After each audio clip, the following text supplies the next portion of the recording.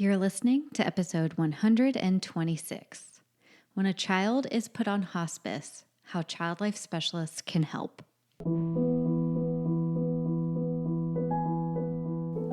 Hello, my friends. It is Katie here. I am your host of the Child Life On Call podcast. It's come to my attention that we have some new listeners, and y'all, I used to have this beautiful intro that I loved when the podcast first started back in what year was that? It was 2017. Oh my gosh, that's so nuts. And what it did, it just introduced everybody to the podcast and talked about the impact that having a sick, ill, injured, or diagnosed child can have on parents. And so if you're joining us for the first time, I'm very glad that you're here. I am Katie, a child life specialist, and what that means is we help kids and families cope in the hospital. So, or with different transitions and grief and bereavement, and as you'll hear today, how we help support children in hospice care and siblings of children who are in hospice care. So it is officially June 29th today, and the reason that that's important for us to talk about is for the first time in I think 2.5 years, we are not going to be having new weekly episodes of the podcast, only for 1 month. So for the month of July, we're going to take a little bit of a break from new episodes, but you will still get to hear some of our most listened to and downloaded episodes each week. So if you have not been listening for forever, you have a chance to actually listen to some of the parent stories and expert talks that have really just had a big impact on this podcast. In other fun housekeeping development here at Child Life On Call, we are starting a live free Zoom call for parents to get child life support every Monday at 10 a.m. Central Time on Zoom.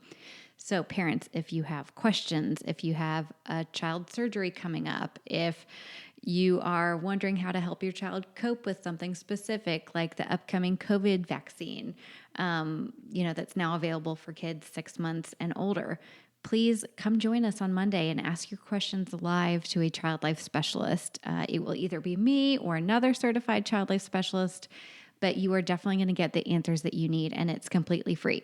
So go to childlifeoncall.com, click on parents, and you can sign up directly there or in our Instagram bio. But anyway, we are just so excited to see you every Monday. And as a little bonus, you are going to leave that meeting with the Child Life On Call app that is downloaded to your phone. So you'll get to leave with Child Life in your pocket, which is pretty exciting. And for the child life specialists who listen to this too, we have not forgotten about you too. We are setting up demos of the Child Life On Call app to different health systems around the country. So no matter how big, how small, how well funded, how struggling, one-person program, surgery centers, we're just excited to share the new technology with you. So if you go to childlifeoncall.com, click on Child Life Specialists or Facilities, you can actually schedule a demo right there, and we will meet you and your team and whoever you want to invite to that team meeting, including the director or manager, your supervisor of child life services, so we can really demonstrate how this can help support your team. I think what's been most exciting for us as we're learning about how the app is actually being used is we're really seeing parents feel empowered, and we're seeing reported less burnout from child life specialists who are feeling overextended.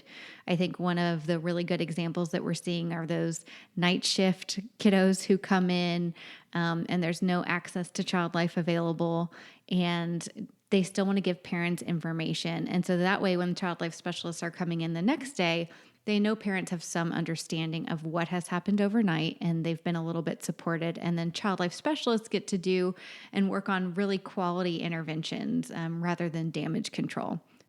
One of the other things we're hearing from facilities is that they really want this app to be customized to their hospital. And that's exactly what it does. We basically have the template, we have the footprint, and then it belongs to you. So it looks like your app, it has your pictures. The Child Life Services team can put up their own resources on there. And so it's basically an extension of your hospital, your child life team. We just have the technology behind it to support you. So, are y'all tired of listening to me talk? Probably yes. Let's go ahead and get to my not so 12-minute, more 20-minute conversation with Shani. Hello, my friends. This is an honor because we have now the third time. You've been the most frequent guest in the history of Child Life on Call. Wow. I have Miss Shani Thornton from Child Life Mommy here with us again. Shani, you want to say hello to everybody? Like a frequent flyer. You Hello. are. So excited. Yes. Well, I had to bring her back because she is so smart and such a good friend and says yes when she knows I really need something. And that is loyal. And I love that.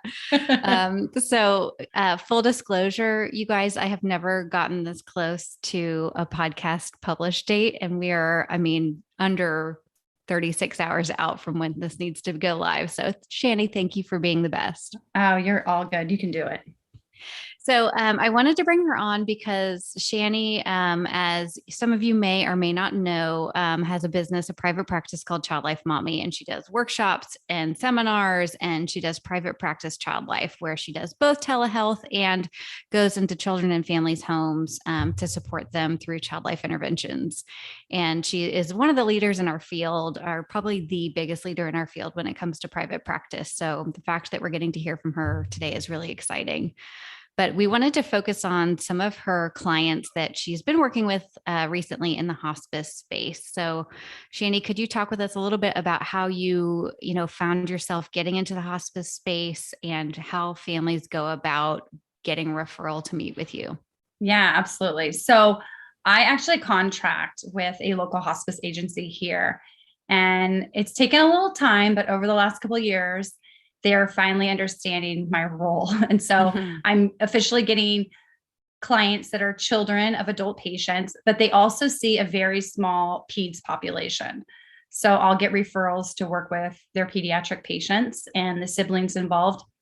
And then just as the practice has grown within our community, I've received private referrals to work with children who are now on hospice. Okay, so kind of twofold, both like private referrals and then from the actual agency.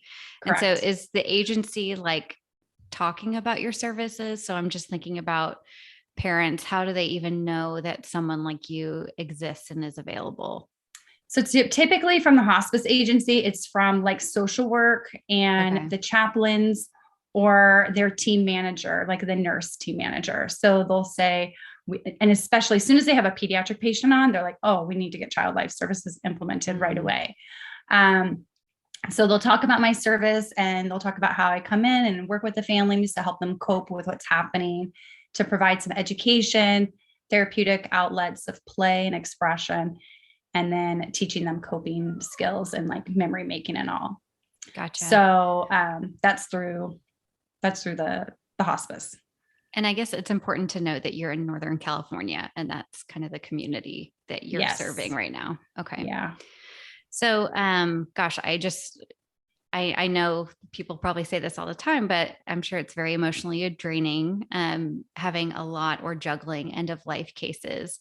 But I know that you're doing a lot of amazing work with these families. So can you talk with us a little bit about some of the interventions you do and the differences in caring for, supporting siblings of a patient who's at this phase of their treatment?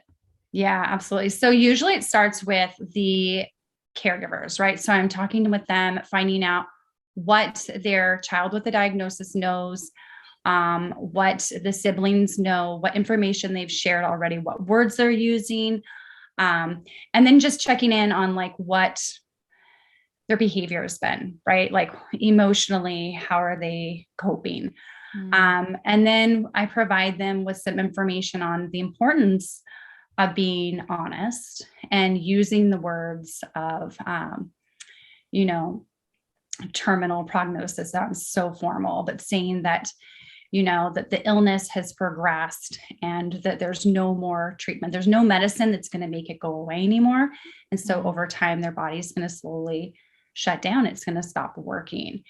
And then we use the words, death and dying, and trying to just getting them comfortable. And I explain like, this is not a one-time conversation you're going to have with your kids. This is over time. And it's also, following your kid's lead, right? Like we know how important that is as child life specialists. As soon as you start talking to a child about these heavy discussions, you need to follow their body language and their eye contact and given some items to kind of fidget with and play with. But if they're all of a sudden like, okay, I'm going to go play on the iPad, then you let them run off and go play on the iPad. Yeah. You don't chase them down and say, no, I need to keep giving you more information about this right now. Yeah. So those are kind of like the basic tips of just giving some information. It kind of on a like totally separate, I guess, scenario, but I was talking with my son about the school shooting in Uvalde, and it was the right time for us to talk. And he actually digested the information really well. The next day, he had almost no recollection of the conversation. And until I brought it up, I had to say 2 or 3 things about something we talked about. And that was just so clear to me that we talked about it. And then it went into this part of his brain that he's not ready to come back to yet. And so it's there and I'll be here, during that discussion. But it was just such, like such a objective way to say, like, sometimes they're going to digest hard information and not be able to talk about it after. Absolutely. Compartmentalizing it, right? Exactly. Like that's a coping skill. So it's important I think just to start there though, is just to let them know that there's a way to have the conversation and the importance of being honest and following your child's lead. We'll be right back. If you have ever wondered where you could get those cloth dolls that child life specialists use with kids for medical education or sending home to siblings or to draw on for therapeutic activities, then you don't have to wonder any longer because our friends at Smile Makers have decided to now sell these amazing cloth dolls for a very affordable price. I know that when I was in the hospital, I would have to rely on a volunteer network to then give us the dolls, which was really nice, but I had to wait a lot of times. Like I would need a doll now and I wasn't able to get it. So this is a great place to be able to go get your procedure dolls at smilemakers.com. And y'all, they have 3 different skin tones for these cloth procedure dolls. In addition, you can actually buy a procedure doll prep bundle that comes with fabric markers. This is a fabulous way to do your medical teaching, to help siblings feel involved, to get kids creative, to do a lot of teaching about different diagnoses. And so go to smilemakers.com so you can get your cloth dolls as soon as possible before they run out. And when you go to that checkout to get your cloth dolls, also type in OnCall20 and you will get 20% off your entire order. So not just the cloth dolls. So if you get a bundle for child life specialists, if you get a piece of furniture, if you get one of their really cool toys and prizes, or you order a large sticker order from them, OnCall20 gets you 20% off your whole order. That's smilemakers.com, code OnCall20 to get 20% off.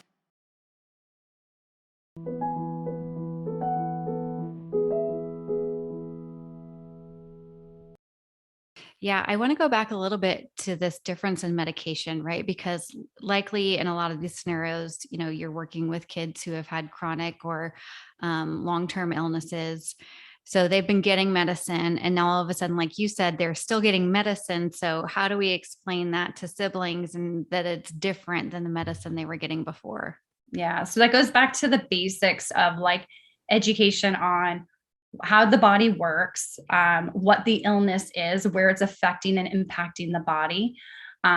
Just talking about that. So such as like if it's cancer and it's cancer in the brain, right? We talk about how the brain works, how you have your brain, your heart, and your lungs. And then you talk about cancer and what the cancer cells are. You talk about the different types of treatments, such as, chemo, radiation, and surgery.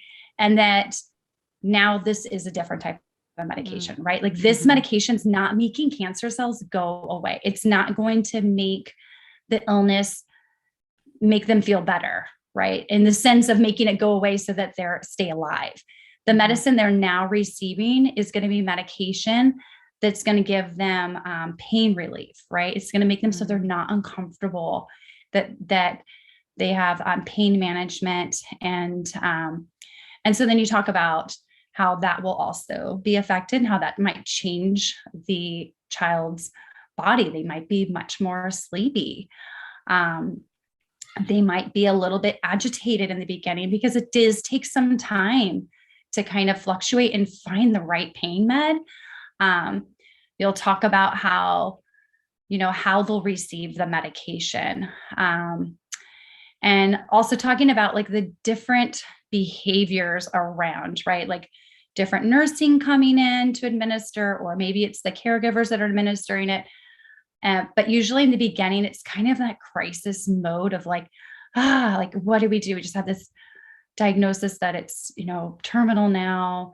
How do we treat this? Or how do we make their child comfortable? So it's a little bit of like just a little bit chaotic in the beginning. So you talk about that and those sensations and feelings, and then how slowly there's different ways to kind of cope and adapt with it. But the medication part is really important. And it's usually a conversation I have multiple times and multiple sessions. Yeah, that's a good point, right? That it's not kind of just the sit down, tell them, and then everybody understands what's happening. I mean, even as an adult, it's hard to really comprehend a lot of the concepts around hospice care and treatment and all of that. But so I know that you do more than talking. What are some of the interventions you do with kids to help them really understand some of these complex topics? So, for example, I have a family right now where there's a adolescent who's terminal with cancer, and then she has a school-age brother. So when I first met them, her brother didn't even understand what cancer was. So we talked about that. We cleared up a lot of misconceptions on that. And I used models of like body books. I used Play-Doh. I used Legos. I used Mighty and Bright's book, right, on someone I love has cancer. Shout out. I know. Shout out, Sarah. She's the best. She is. But it's got great images in there too. And then medical play, right? Talking about that, using chemo duck and talking about the port, talking about cancer, clearing up misconceptions because they thought it was contagious. And then talking about the different types of treatment his sister went through. And then talking about how those treatments, she's not getting any more treatments to make the cancer go away. And I also I gave him like a gingerbread like template. And so I had him show me on there drawing a picture where her cancer is. And hers is very visual. She has a very large mass on her face. The tumor is incredibly large and it's growing rapidly. So he drew right on this image of where the cancer was. And I talked about how sometimes you can see the cancer on the outside, but oftentimes the cancer's on the inside of our body too, that we can't see. And we talked about how it multiplies, right? And so using the Legos and building them up and how quickly they grow as the cancer cells. I've also implemented books. So Moving In Together, Rebecca Wu's book, that's phenomenal. It's about a loved one having an illness, moving in with the family, and it's terminal, and then they die. But it's very kind of open about the type of illness. So I read that book to him. And then we had open dialogue about, what do you think is happening? What are you seeing from your mom's reactions? What do you, and kind of just going there, and he'll express it verbally, but he'll also draw pictures. And so those are the different types of interventions. So it's play, it's art, it's books. And you can tell when he's like, okay, this is too heavy. I'm going to go play with the puppies over here now. I'm like, all right, let's go over and play with the puppies and, kick the soccer ball. And, it's just it's a constant evolving conversation, but he knows the space I provide him is very safe, and I validate everything. And I just want him to feel secure and witnessed, so he can work through it. In fact, our last session, we've moved on. We've had like 4 sessions, and I did handprint molds, right? So we did fingerprint charms with Model Magic. And I talked about how he could create something and he can get his sister's handprint. It's something that he'll always have. He created it, ran inside, put her fingerprint on it, came out, was like, can we put it on a necklace? And I was like, yes. Then he saw my beads and he's like, I want to make a bracelet for every family member. Great. He did that.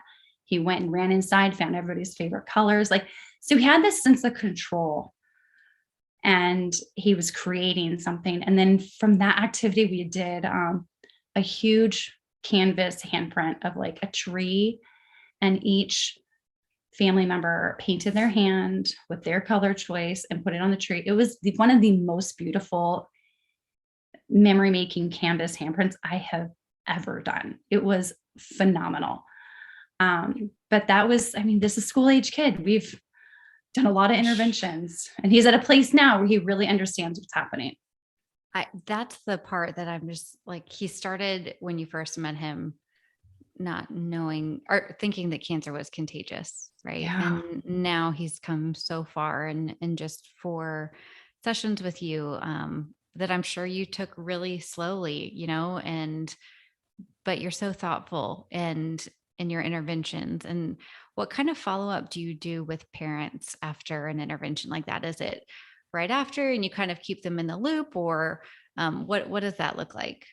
It depends. So sometimes it's a conversation that we have privately, where the kids are not around, and we just kind of go through it. And oftentimes, honestly, it's just giving a space for the parents to vent. Like, the fact that they're watching their child die is horrendous. I mean, it's awful. And so if we can create a space where we're just, you're witnessing them, you're validating them, and you're listening. Like, I'm not going to problem solve it for them. I cannot fix it. Right. And I'm also not going to try to make it better.